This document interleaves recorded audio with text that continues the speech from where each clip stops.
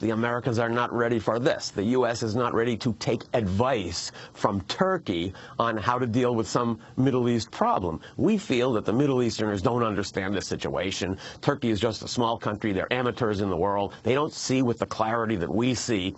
And I think this has become very, very frustrating to the Turks. I don't think the relationship between the U.S. and Turkey is deeply frayed, as some people are saying in the U.S., but I do think what you're seeing behind this is something that's historic and long-term. It's bigger than the attempt to make a deal between Iran and the U.S. It's bigger than the Gaza flotilla. It's a question of the arc of history.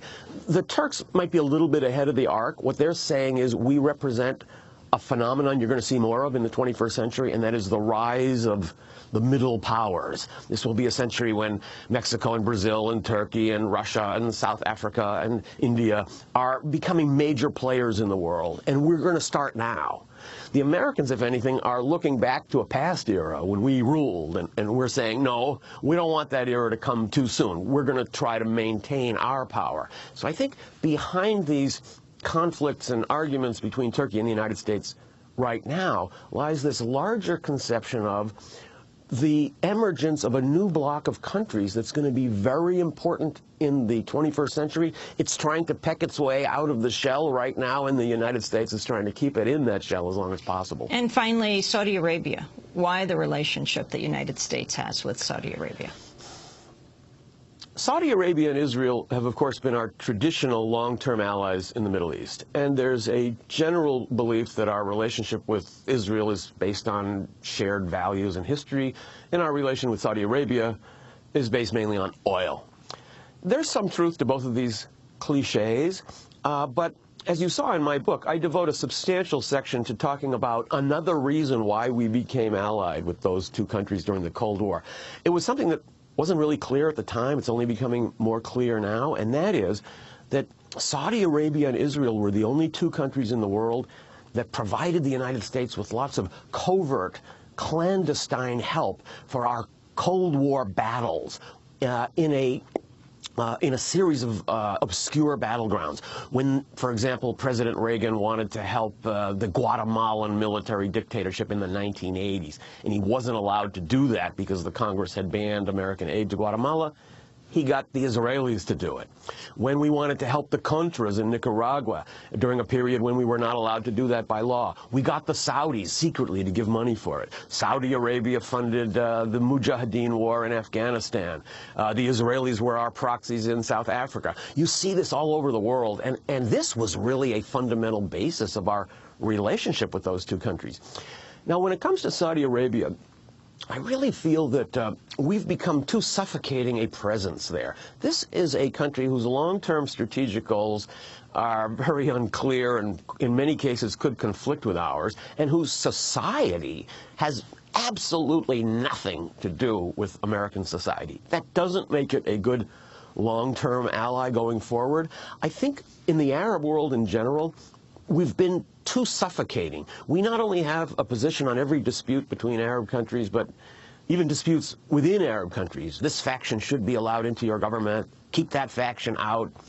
The U.S. has traditionally been very afraid of democracy in the Arab world, which is the last place in the world that democracy has failed to arrive. And the reason is we fear that if there is democracy in the Arab world, it will produce ultimately some kind of Islamic alternative. That's probably a legitimate fear. That probably is what would happen. But in the long run, that's going to emerge anyway. And the sooner the lid gets taken off, the less militant that alternative will be.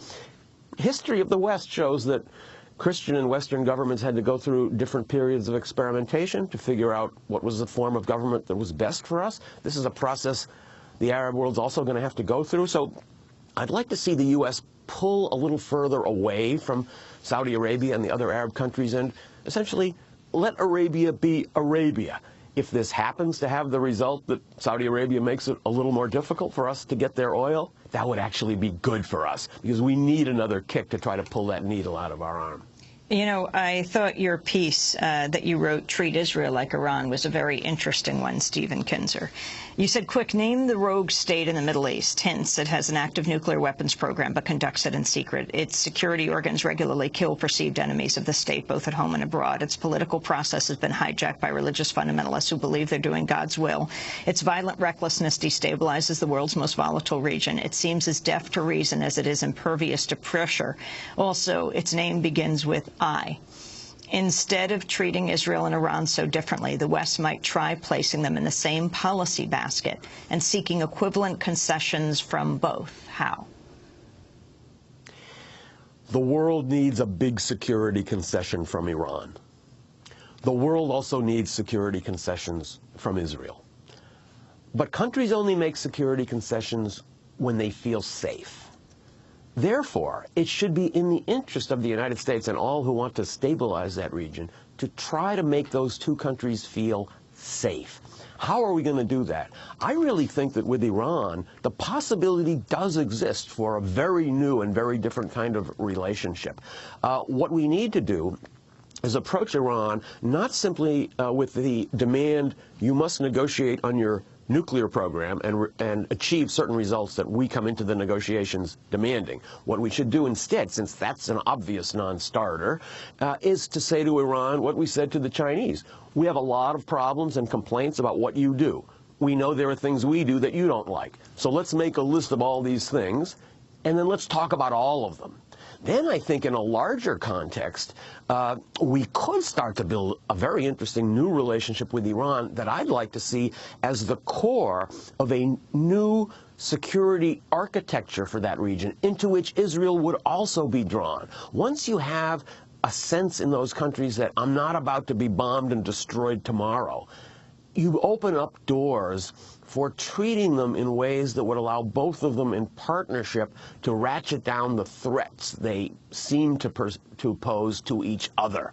But as long as a policy from outside powers, including the United States, is so clearly anchored in the realities of the past era, of the Cold War, we're never going to be able to do that. We need to break out of this policy quicksand that we're in Washington, think more creatively. Right now we're thinking of Iran as kind of the evil empire and Ahmadinejad as the Hollywood central casting image of the new Hitler, and Israel as the heroes of democracy and the plucky little state fighting all those evil enemies in the Middle East.